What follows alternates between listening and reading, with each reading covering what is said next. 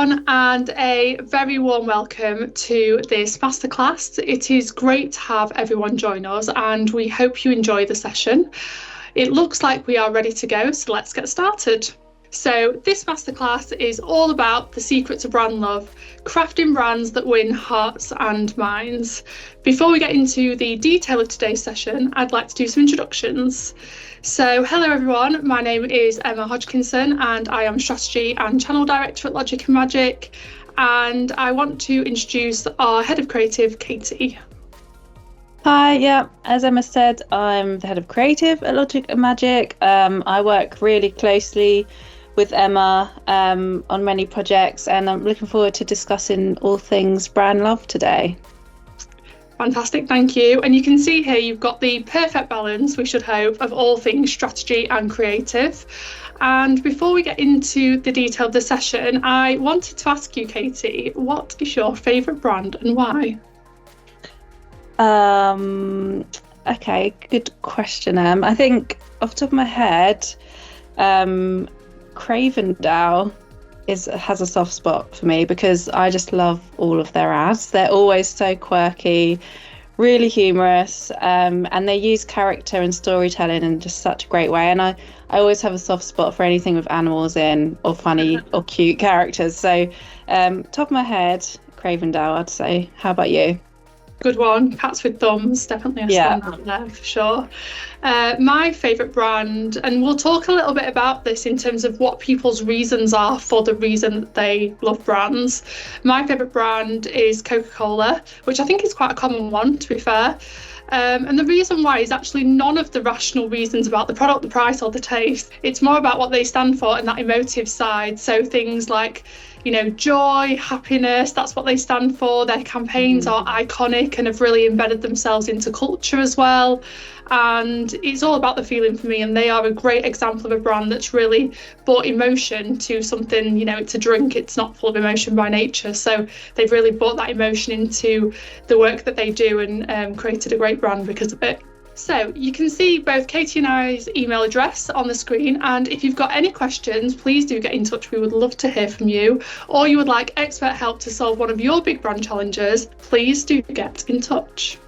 So I wanted to talk to you a little bit about why we chose this topic, focused all around building brand love. And it's fair to say it's the time of year when love comes to the forefront for many of us societally, and we're reminded by brands and people alike how powerful love can be and why it's worth celebrating. That being said, whilst the conversation of building brand love feels incredibly timely, one of the things we'll discuss in detail today is that creating an emotional connection with customers goes far beyond a once-a-year endeavour. So in this session, you'll learn all about the importance of building brand love. Katie is going to talk you through the 6 themes for mastering brand connections, and then both of us will share some of our top tips and how we can help. And please do stay tuned to the end as we have a free giveaway for everyone. So let's get into it. The importance of building brand love. Now, it's fair to say that brand love isn't necessarily a new topic or phenomenon. However, it can be argued that with the landscape continuing to be challenging for both brands and businesses fighting over every percentage of market share and also loyalty from customers, that it's more important than ever. Whenever we think about brand love, we must start not with the brand or business need, but of course, the customer. So what does that mean? When times are tough, customers often default to rational decision making and what it is that they need. So particularly in a tough economic climate, it does encourage customers to become more price centric than ever. They will shop around the lowest price. That is absolutely one of their dominant factors in making purchase decisions. We also know, especially when disposable incomes within families are tough, that can impact how people plan for both short and long term. And especially when they're thinking about the amount of money that they have, it can really make customers really focus on the short term. What do they need this week or next week versus the following months and years? And that need, rather than want, that need is incredibly important and becomes part of shoppers' repertoire when they're thinking about what is it that I actually need right now. So we also know that post-pandemic, loneliness is an incredibly important issue, with just under half of the UK population feeling lonely at times. And what that means is that people do tend to look inwards and become more introverted. However, There's also room for emotions to unlock the deeper things people actually want. Now, especially when we're in kind of a brand or marketing role, we always talk about customers and our target customer versus our current customer. But actually, when we're thinking about brand building, and especially when we're thinking about brand love, it's worth remembering that our customers are people. And people underneath those rational needs really do have emotions and feelings around what it is they actually want. And there's a really great quote here that says, "We are all searching for something. Some of us know what we're looking for, whilst others have no idea. But what we're all searching for is the same: happiness, love, and fulfillment." So again, really thinking about people and the emotions that they want, because that will really help us understand how important bringing emotions and love is into the equation for brands. So, if I ask you to think about what you're looking for in a brand, similarly to finding a match in a partner, you might have a list of things that you start with, the so-called fundamentals or non-negotiables, if you like. What makes your type on paper? It's likely you'll start with the rational points at the top of your list: availability, reliability. You might even say, makes me feel something or a certain type of way. But the truth is that element can be really hard to pinpoint or articulate. Why? Because you might not even know until you see it or until you feel it. That's the excitement. Is it love at first sight or a true love that can grow over time? When we do start to think about what that can mean for brands in practice, there are some areas we can start to unpick a little bit further. So, new connections, building communities that customers can feel part of, a space where they feel accepted and with like-minded voices, a brand that aligns with them and their values. Another area is surprise and delight, especially as times are tough, making customers feel good, feel savvy, and making sure that your brand can act as a source of optimism and ease whenever customers need you. Never underestimate the power of simply making somebody smile. Finally, feeling valued. For customers who continuously choose your brand, products or service, thinking about how you can make them feel valued through reward and recognition is really helpful. That doesn't always mean discounts or money off vouchers, but really thinking about how does your brand truly show that it cares about customers. Get this right and they'll keep coming back time and time again. So whilst brand theory may talk about saliency, for successful brands to connect with people effectively, there also has to be a little room for love. So on the left-hand side, it's all of our rational thinking. It's our thoughts around the brand being there when I need you. You are a brand that's at the forefront of my mind for this need.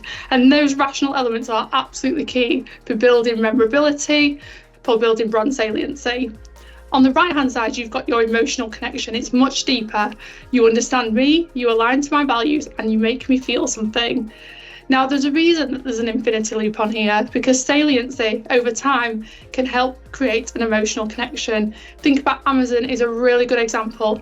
The reliability and customer service that sits within Amazon are both rational elements. However, they've really helped to really cement that brand in people's minds as the go-to brand for whenever they need something quickly. On the right-hand side, though, having an emotional connection can also drive saliency. When you are thinking about a brand that aligns with you and your values, you are then more likely to think about that brand whenever you have a specific need. So winning hearts and minds is successful for many reasons. I think sometimes people think this is kind of lovely, fluffy marketing talk, but actually there's a lot of commercial impact that comes from winning hearts and minds when it comes to brand building. It can really help drive loyalty. So companies with compelling brand stories have a 20% increase in customer loyalty. When we've got loyal customers, they will keep coming back to you time and time again. It can also help drive trial of new products. So when we've got that connection actually to a brand at a much bigger level, when they release new products or different ranges, it can really help drive that trial because they want to experience everything a brand has to offer and will buy into it naturally because of their associations and affinity to the brand. Winning hearts and minds can also really help to drive recommendation. So actually, if you've got customers who become advocates for you and tell other people, naturally it really helps to have a commercial impact as you win new customers. And finally, winning hearts and minds is really great for driving longevity and lifetime value. So making sure that you really keep that customer locked into buying from your brand, product or service. That also gives us money in the bank as customers become more profitable to us, and kind of making sure that they continue to shop with us. And ads that with the best emotional response actually generate a 23% increase in sales volume. So again, this may all sound like lovely kind of brand talk, but actually there's a real commercial impact into winning hearts and minds when it comes to brand building. So what do we actually mean? Let's go back to basics. So when we think about a brand is more than just an identifier. It's not just about the name, logo or catchphrase. It sits above these elements, forming an identity that's unique and distinctive and separates you from the competition. So what do we mean by love? As we all know, it's an intense emotion of affection, warmth and fondness and regard towards a person or thing. And again, it sits above the rational or tangible. It's really about the whole package. So when we put the two together, we ultimately get brand love, which means having a strong, positive, emotional connection to a particular company or product, going beyond simple preference and demonstrating a high level of loyalty, advocacy and enthusiasm. And again, it's really thinking about those shared values and those constant positive experiences that brands connect with their customers. So it's fair to say that when we're thinking about all things brand love, are we thinking about brand lust or building brand love? And I think it's important to think about the distinction between the two of these. We've all seen a campaign from a brand and gone, I love that campaign from X brand. They might have been reactive in a moment, they might have been culturally relevant, they might have really stood out and caught your eye, whether that's a billboard or something you've seen on social. They might have had a really great idea with a strong execution, or you might have seen something witty or a tone of voice that really resonates with you. And absolutely those cues are really key when we're thinking about great campaigns that really help to build connections with customers. However, when we're thinking about brand love and I love that brand, it transcends any one individual campaign or moment that they've been part of. It really is about that constant customer understanding over a long period of time, really showing the customer that you're aligned to their values and giving a sense of timelessness to the brand that rises above a moment, a product or singular campaign. I think that's an interesting point, because quite often when we get briefs in from clients, sometimes we can be in danger of talking about this one particular campaign, one moment, but actually it's super important to consider the bigger brand story that we're telling, making sure that this particular campaign or project we're going to look at fits in with a wider creative platform. I think sometimes we think or we expect people to get bored of campaigns and creating, and actually they don't. It's just probably more that we get bored, but actually there's a real strength in being consistent, and the power really is in telling one cohesive story but in many different ways and keeping it sort of fresh. So yeah, that's an interesting one, that one, and I think it's something that we sort of discuss a lot with clients. Absolutely, and strong campaign associations can over time turn into powerful brand associations. So you've got Asda there, their famous pocket tap absolutely has become known for saving the customer money, and that Asda can save the customer money. I think that kind of device is about 30 to 40, maybe even longer years old now, but is still highly memorable and is something that they continue to bring in and out of their campaigns today. So you've also got brands like Coca-Cola. We always see commentary every year that Christmas doesn't start until the famous ad has shown on TV of the Coke lorry. I know it's also been touring around the country, and they've really started to own a moment and own the start of a season that we all know is fairly magical. You've also got brands like Specsavers, who are really reactive and really clever in key moments, and you can see an example there around the Oscars from a few years ago.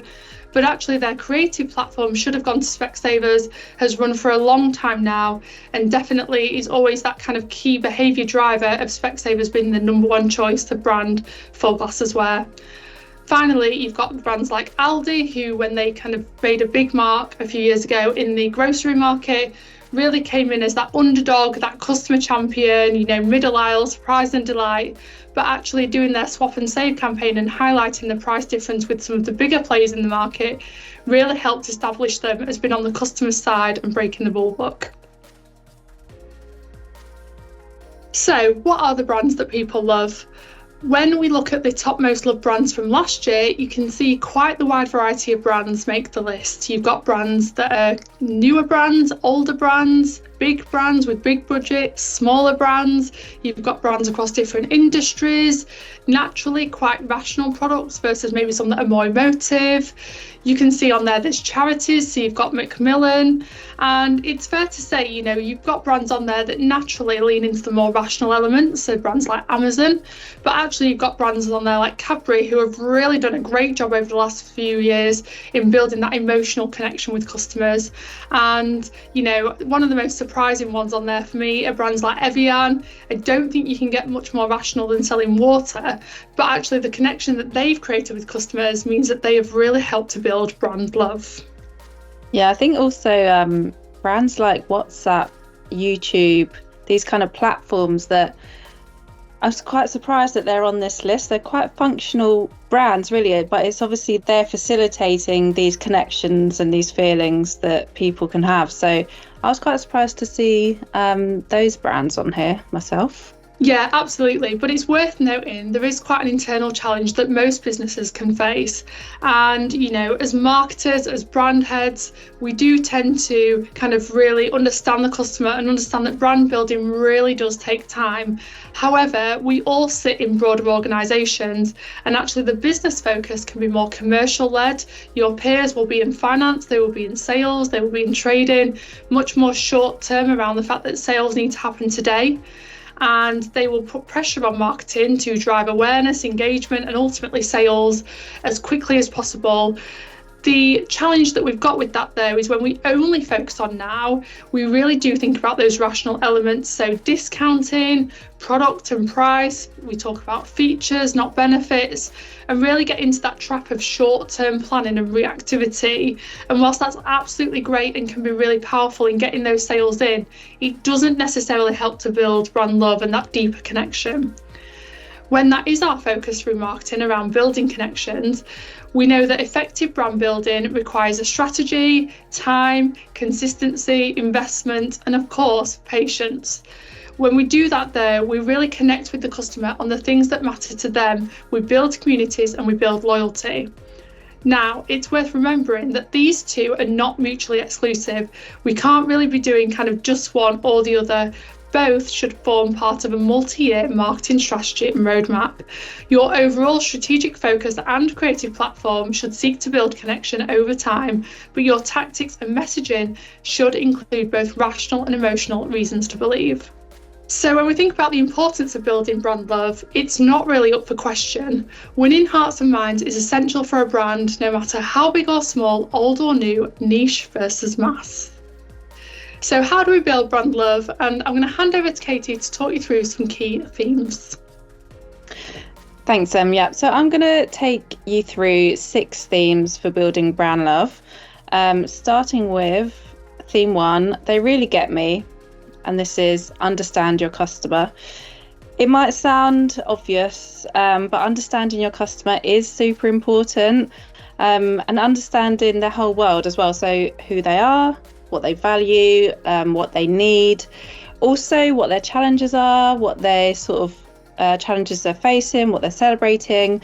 And it helps brands to tailor products, services, and their messaging so that it can really connect with their audience. And this then creates trust and appreciation as well.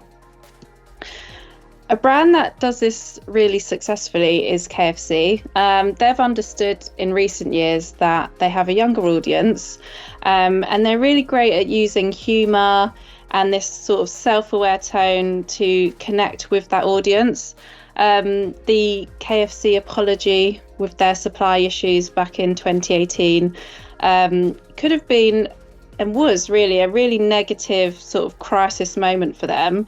But they were really clever in actually turning that into a positive, and they sort of put out this apology, really cheeky, really authentic, and actually it went down really well. And they turned what was a negative moment and a negative story, totally flipped it and made it, much more positive and left people feeling positive about the brand. So yeah, KFC is one that I love. just on social media, their humour comes through. On Twitter or X, they follow 11 people, 6 Spice Girls and 4 guys called Herb, to represent their secret recipe. So yeah, just lots of humour and personality that they bring through and connecting with that younger audience. I think as well for KFC in particular, it's always really surprising when brands particularly go through tough times, and especially when we're, thinking about long-term brand building, there will be those moments where your brand might not quite get it right or something happens in your supply chain. But actually the thing that KFC knew about their customer was how much they valued transparency, and the fact that they kind of approached their comms with an air of transparency and a bit of a kind of witty pun to go with it really helped them connect with their customer and realize that these things happen, it's how you deal with them rather than some overly corporate PR response, I would say. Yeah, exactly. Another example, I absolutely love this ad. If you haven't seen this ad, go and watch it after our masterclass. This is Nike's Nothing Beats a Londoner. Created such a huge amount of buzz when it came out. It's really funny, it's really upbeat, and for a global brand like Nike, they understood they can't say everything to everyone, so this campaign really connected with communities in London, and it authentically represented what living in London is like through the eyes of young athletes. Lots of cameos as well, famous athletes and musicians in there. So it's just a really comical, diverse, but also, again, authentic ad which connected with Londoners in particular. So go and have a watch of that, I would recommend. And finally, this is a project that Emma and I worked really closely together on last year. Ekin Healthcare, they're an amazing client of ours, and we were asked to help launch the extended Free Seal range, which is a seal that sits between skin and stoma bags to prevent leaks. And understanding the customer, their mindset, how they wanted to be spoken to was just so important in driving the creative for this campaign. We worked on lots of activations to bring the campaign to life, and it's landed really amazingly so far, but we were really conscious of connecting with our customer and showing that we see them, we listen to them, and we know who they are, and it's not these sort of outdated stereotypical views, but that was really key in kind of driving the creative process. Absolutely. And I think, when you look at the kind of visual example of this within healthcare, it purposely doesn't look like any of its competitors. It absolutely speaks to the customer in a really human way. And I think the fact that we understood the customer and took that time strategically to really get those insights that had really helped drive the strategy forward really then connected through into a really impactful creative campaign. And I think, it's something that we're really proud of. And I always love it when businesses come to us and really are clear on the fact that customer understanding is really essential in building that brand love moving forwards. So theme 2, my perfect match, is value alignment. So people want brands that reflect their beliefs and ethics, much like in a relationship. When you share the same values and morals, you naturally connect to someone. So starting with a strong brand purpose, knowing who you want to be and what you stand for, is really helpful and important in establishing those values going forwards. Your brand purpose, it goes beyond products and services to represent shared values. And brand ambassadors as well can also be a perfect wing man or wing woman in connecting with your target audience. Some campaigns that are examples of this working well, you've got Dove's Real Beauty campaign, where they challenged traditional beauty standards and created a movement that resonated with their audience. They used real women, not models. It was all about being authentic and real and celebrating sort of real natural beauty, and that created loyalty and trust with their customers. And Dove sort of created a community that felt really seen and really supported, and is still going now to these days with the sort of AI influenced ads and sort of championing real beauty and not sort of a computer generated image of perfection and what sort of beauty is and means. And Patagonia's Don't Buy This Jacket campaign for Black Friday a few years ago, which for a start is really unusual for an ad at Black Friday urging people not to buy. But it showed their stand against consumerism and overconsumption, and that really resonated with their more eco-conscious customers. Also, brand partnerships. When these are done well, they can showcase your brand values. They can also help increase your reach, as you also sort of can tap into the audience of your partner brand. You can create unexpected and really memorable moments and experiences. But it must be authentic, because I think people know when a partnership isn't natural, much like we know when we call things a showmance and we don't feel it's genuine.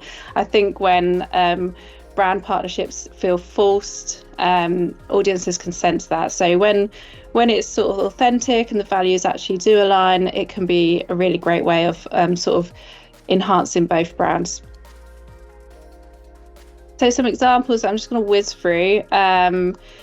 Brands can partner with kind of culturally significant figures that can help them stay relevant with their target audience. So Adidas and Beyonce for Ivy Park sort of created a stylish, empowering collection that really sort of connected with Beyonce's fan base. And then it also at the same time reinforced Adidas as a brand that champions individuality and creativity. So a really sort of successful partnership.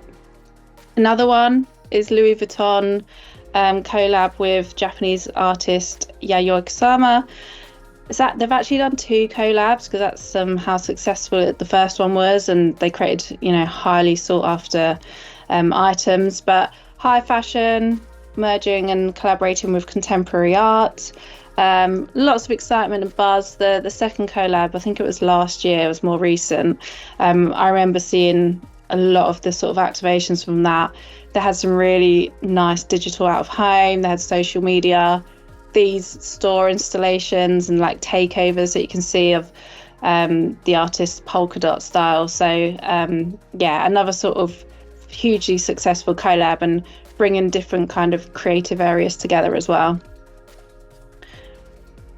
Uber and Spotify, when they allowed people with premium accounts to listen to their own music in Uber cars, just to create that more personalized experience. You've got GoPro and Red Bull, you've got Oreo and Supreme, you've got Dolce & Gabbana and Smeg. They teamed up to create these really loud, colourful and quite expensive actually toasters, kettles, juicers, all these sort of kitchen appliances. But again, sort of the joining of 2 different houses to create super stylish statement pieces that both brand audiences would be appealed to.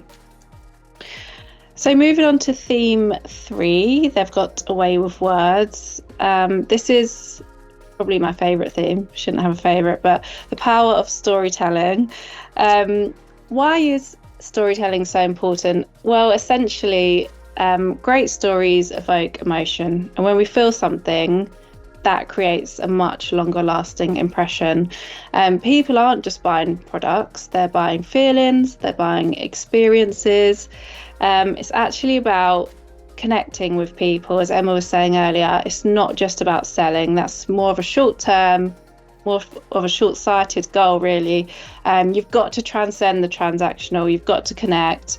And feelings and emotions, we're not robots yet, but we are. We value feelings, we value connections, and also when customers do feel something and connect to your brand, that then might turn them into lifelong advocates. So you sort of might have their loyalty for life, which is what every brand wants, really. Also, your brand, your story and the way you tell it can help to set you apart from the competition as well. But how can storytelling help build brand love? So it can drive change. People act on feelings, not logic.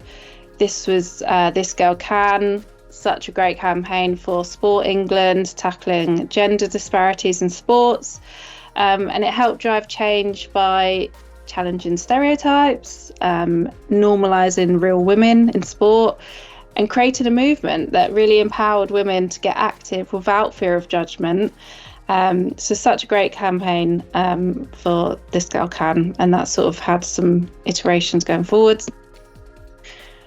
Turn products into aspirations. A really good example of this is Old Spice, Smell Like a Man. It totally transformed a brand from being outdated and seen as only for older generations to actually a bit of a sort of cultural phenomenon that men and women wanted to be a part of. It used humour, and it was all about really selling an identity and not just a product. So selling that feeling of being confident, feeling attractive, feeling cool, super fun, really shareable and engaging. And it really totally successfully repositioned Old Spice. So yeah, great example there for how products can actually become aspirations. Howard the Banker, for Halifax. I think most of us will remember Howard Brown. So creating brand heroes can work really well. And it worked for Halifax because it made the brand more relatable, it made them more human, and it also made them more entertaining. You know, Howard was hilarious, whether he meant to be or not. He wasn't your typical type of banker, so he was much more friendly and approachable. He was also a real Halifax employee, so again, it added that element of trust to the brand. You know, this is not a big corporate sort of entity with no kind of human connection. This is a real employee. It shows that Halifax values real people, it values their employees, it values their customers. So it worked really well in bringing this kind of friendliness and more accessible tone for Halifax. And finally, evoking emotion. I put the John Lewis Christmas ad on here. They're obviously famous for their tear-jerking, heartwarming ads, and Em said earlier about Coca-Cola and Christmas, but also John Lewis and Christmas. Everybody waits to see what this year's John Lewis ad is going to be. Do you have a favourite John Lewis Christmas ad, Em? Oh, good question. I mean, off the top of my head, it's probably the one that you've got on here, so Monty the Penguin. I think the magic that they created in really kind of telling that story of a child's imagination, and to them that does feel real, was really, really powerful in the moment, and definitely kind of won both hearts and hopefully minds commercially at the time. But that soundtrack as well, with kind of Tom Odell, I think it was, again, kind of using up and coming artists and making sure that kind of it felt really relevant in that moment whilst just capturing the magic of Christmas, I think was genius. So yeah, that would be my favourite one, I think. Yeah, this is one of mine as well. As I said earlier, anything with an animal in is already a level above anything else. I did also love the long wait, which was the child, the gifts you can't wait to give one, where the boy's sort of counting down to Christmas to give his gifts. That was also a nice one. But fab. Okay, moving on to theme 4. We're family now, and this is all about creating a community. So giving people a space to connect with others who share similar values, interests or goals, that helps to create loyalty to your brand, because by providing this space, the brand then becomes a facilitator of meaningful connections with like-minded people, and also the brand itself. Two-way communication between the brand and customers, that also helps to build trust and transparency and makes the customers feel heard as well. So how can you create a community? Firstly, define the purpose, what unites your audience, identify shared goals, interests or values. 2, create spaces for engagement. Airbnb have a community for their hosts and travellers, and that creates a sort of sense of shared adventure. They can share tips. The hosts can share tips with each other. Travelers can bond over sharing kind of unique stays and recommendations. And that all sort of aligns really nicely back into the brand's mission of belonging anywhere. Empowering members, giving customers a voice. So brands like Glossier, they have a really community-first approach, which relies on customer testimonials and UGC.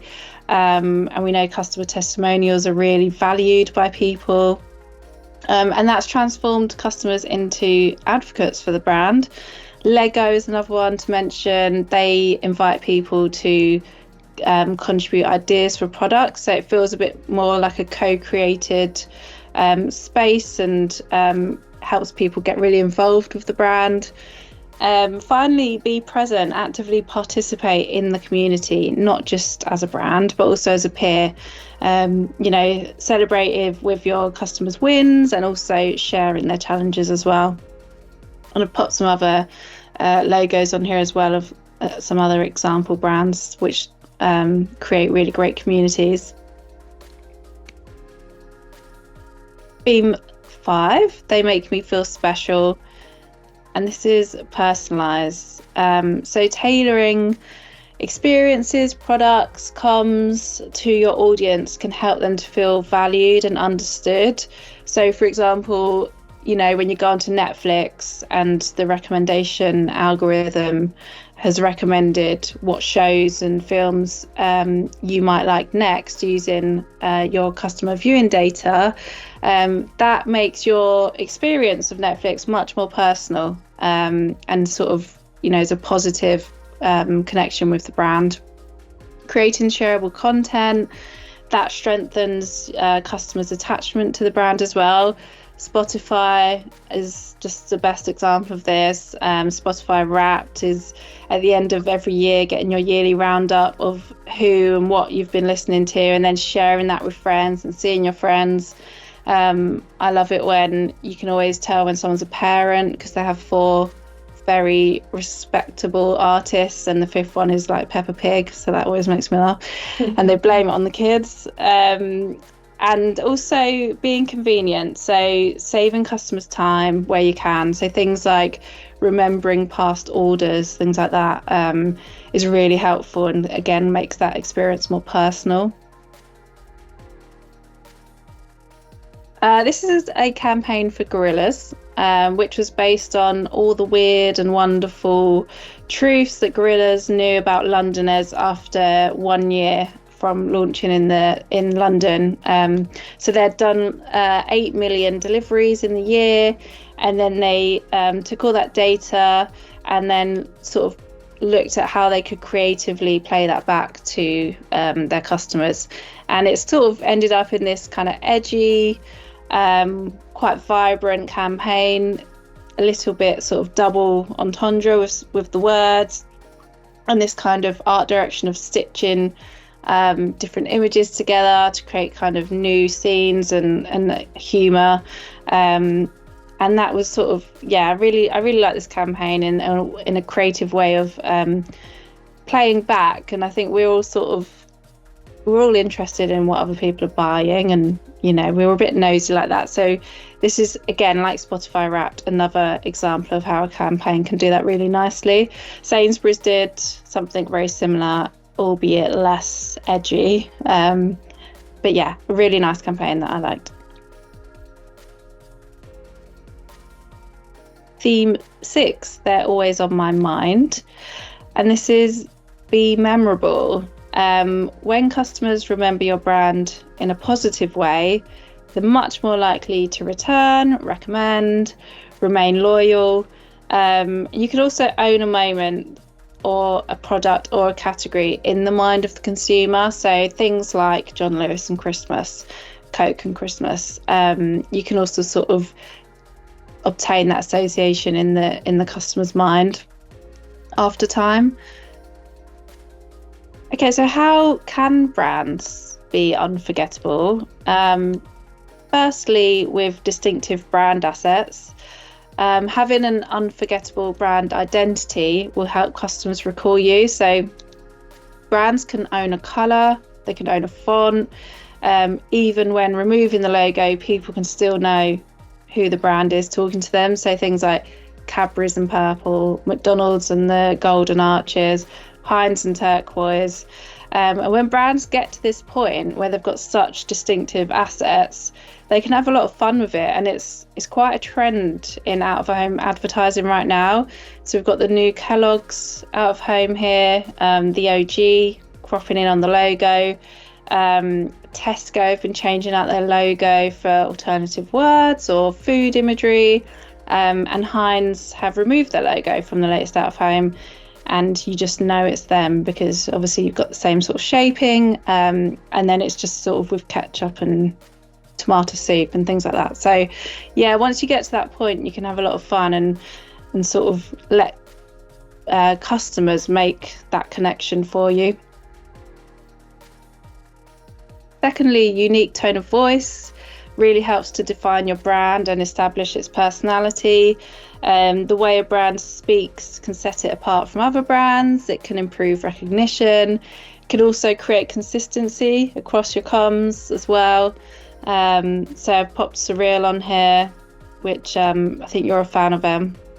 Yeah, they've got a really good challenger mindset, and I think that transcends into everything that they do from a marketing perspective. And one of the reasons why I really enjoy seeing comms and content from Surreal is that they don't just save that tone of voice for their out of home, for example. If you go on LinkedIn and follow them on LinkedIn, their tone of voice is exactly the same. They make people smile on LinkedIn, and it feels truly part of their culture and how they talk and operate. And I think that consistency in what they do, both across different platforms and for different audiences, is really key in kind of keeping them memorable. Yeah, for sure. Sonic branding. So I'm sure as you look at this Netflix logo, you can hear the ta-dum, which comes on when you start Netflix. And that noise was designed to create suspense and this sort of cinematic moment. It also was designed to be very short, very simple, because people just want to get to viewing stuff. But jingles, taglines, or catchphrases, they can instantly bring a brand to mind without the need of visuals. So they can also be really powerful in helping to make your brand unforgettable. And then finally, unforgettable experiences. So surprising and delighting. This can really resonate with your customer. Pop Disneyland Paris on here. Must confess, I do love Disneyland Paris.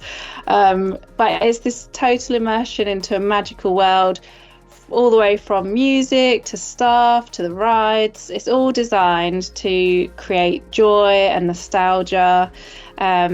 And similarly, you know, when Coca-Cola swapped their logo for people's names on bottles, it was, you know, it changed from this very simple product into a very personal, shareable experience again. So unforgettable experiences, again, tying back to emotion and how we feel about a brand. So we're going on to top tips for building brand love. I'm going to hand back to you, Em. Fantastic, thank you so much. And we wanted to really hopefully communicate to you that building brand love really isn't just the solo efforts of just great strategy or impactful creative. It really is the combination of the two coming together. And we wanted to share some tips with you on how we think you can get started on building those connections with customers. And we'll go into those in some more detail. So the first tip is all about knowing your customer, and this is really a cultural thing that needs to exist in every business around this relentlessness on understanding your customers and what matters to them. So things like having a continuous research program, thinking about those dangerous myths that exist in your business that might be holding you back. Often in businesses you'll hear things like, customers think we're too expensive, and that's just a sentence that kind of gets banded around your business that then people believe to be true and then make decisions of, and that can be quite dangerous. especially if that's based on perception rather than reality. So make sure that you are uncovering what those myths are and using research to really find out what's on customers' minds. It's also really important that when thinking about your target customer, that you unlock those barriers as much as you understand your drivers. So why don't people buy from you, and what is it that's holding them back? When you know that, you can definitely adapt your approach accordingly to really start to bring down some of those barriers. And finally, think about the customer experience of your brand across every touch point. You can have the best strategy and the best creative, but if the customer doesn't enjoy buying from you and there are pain points in your experience, either physically in store or online, or the combination of both, then they won't be loyal and won't become advocates. And in everything that you're doing as a brand or marketer, really go back to the customer and ask yourself the question of why should they care? Why is it that our message that we're putting out right now is the most impactful and important to them? And in a sea of noise, we're all on social, we're all seeing all of those ads all the time. What is it that is going to make that customer stand up and really take notice of the thing that we're saying? The second tip, so you know your customer, but actually equally as important is to know your brand. And you're probably sat there thinking, well, I know our brand, I know who we are, but actually the brand strategy element of this is incredibly important in being clear about who you are as a brand, your mission and what you stand for. So we've got some definitions on here to really help bring that to life. So you've got your purpose, being clear around why you exist, what your vision is in terms of what you aim to achieve, your mission, your values. Again, values incredibly important because not only should they guide you as a business in terms of what you stand for and how you behave, but really driving that through your internal colleagues as well is incredibly important so that it feels authentic to you and as a brand rather than something that you simply say externally. And finally, really being clear about what your positioning is, how you differentiate from your competition. And that differentiation doesn't necessarily have to be a practical differentiation. It can also be around kind of what you stand for and what your reasons to believe are that are presented in the most compelling way to benefit the customer. Yeah. And once you know who you are and what your brand is, you need to make sure that your brand visually reflects this, so who you are and where you want to go. If it doesn't reflect this, you may need to evolve your branding. We've just spoken about how important brand assets are and tone of voice. These really need to reflect who you are as a brand. So evolving when needed can keep you relevant to new audiences.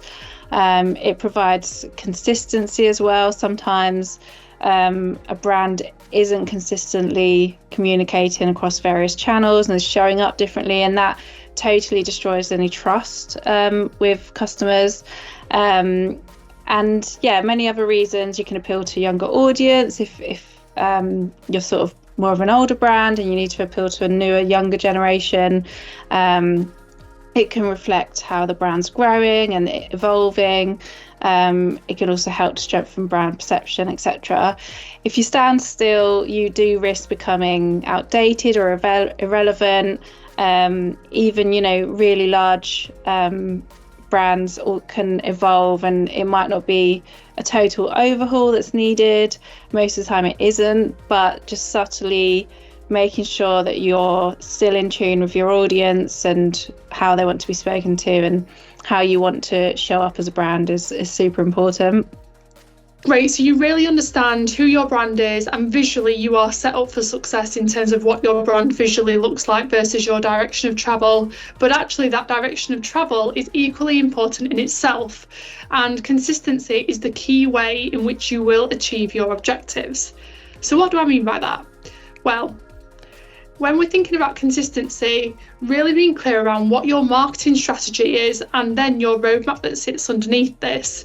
In a previous strategy masterclass, we talked about the trap of the annual planning cycle versus the benefits of a medium to long-term marketing strategy and roadmap.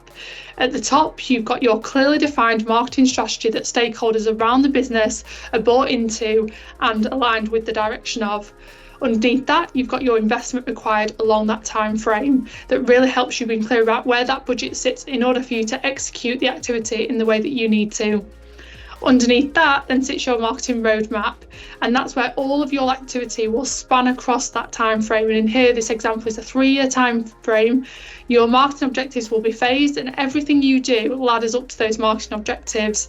We sometimes see brands and clients say things like, we want to build brand awareness or shift perception on quality. Those big chunky objectives are really hard to shift in 2 to 3 months or one campaign one time. They take years for a reason. And making sure that you are clear on what those objectives are, what your roadmap is to deliver it, and then consistently executing that over a time frame will really help you on your way to being consistent with your marketing efforts. So once you've got your strategy, what you sort of will look at next is a creative platform. And as I touched upon at the beginning of the masterclass, having a really rich creative platform that can work for many years with various executions and sort of iterations over the years is really beneficial, and actually sort of best practice for where we want to be. It's much more cohesive for customers. And Tesco's Food Love Stories is a great example of this. It was running for 7 years. It was adapted for different seasons and sort of, worked over the years in many different formats. They've literally just changed it and introduced their new platform, which is exciting. But 7 years out of one creative platform is amazing. And as I said earlier, people don't get as bored as we think they do. So yeah, tip 5 is having that really rich creative platform that's born out of your strategy. And tip 6 is surprise and delight along the way. So this can be making your customers feel special. We work with Superdrug on their VIP rewards scheme, and it's all about sort of, again, building that connection with customers, surprising elements, little treats, making them feel seen, and sort of birthday treats and those kind of personal elements as well, which really just adds that extra layer onto a brand.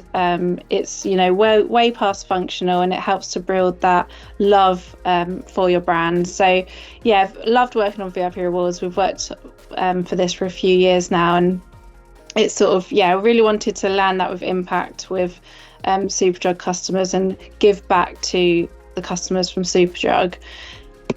Creatively as well, you can surprise and delight. This is the Gorilla ad from Cadbury, totally different and unexpected for a chocolate ad. It was 90 seconds long. It didn't have chocolate in it, but it did have Cadbury purple background. Really, it was all about feeling good, and it was, the nation's favourite ad. It was memorable. So actually, sometimes being brave and standing out and being creative in the way you can do that can also help sort of build that brand love for you as well. And finally, number 7, it's just having that little bit of magic, isn't it? Yeah, absolutely. Kind of really creating that feeling. And it's that thing sometimes you can't quite put your finger on that really just makes something really special and connect with customers. And it just so happens that that is exactly what we do. We turn logic into magic. And as you can tell, a seamless link here, but we really do have the ability as our kind of team of experts within our agency to really help brands transform their businesses. We can help you understand your customer through the power of research and turning that into insight, into strategy, into creative. We can then develop brand strategies that really do help unlock growth based on that understanding, and really working with businesses with their internal stakeholders to overcome some of those challenges too along the way. And as Katie's highlighted, we can create magical brands, moments and campaigns that really do put your brand at the forefront of the customer's mind and build those deeper connections and ultimately build brand love. So I wanted to share with you a few examples of different brands and businesses that we've worked with to help build brand love across a number of different industries and projects, which we're really proud of. And for this masterclass, the giveaway is a 30-minute free brand consultation with both Katie and I, so you get strategy and creative in the room. if you have a brand challenge that you need expert help to solve, please do get in touch on the email address that's on screen, and we'll be in touch if you're the lucky winner. So that concludes today's masterclass. Thank you so much for joining. I hope you've sort of got some valuable tips from Em and I. We host regular masterclasses, so please keep your eye out on LinkedIn and on our newsletter, and we'll let you know when the next one is coming up. But yeah, thank you so much for joining.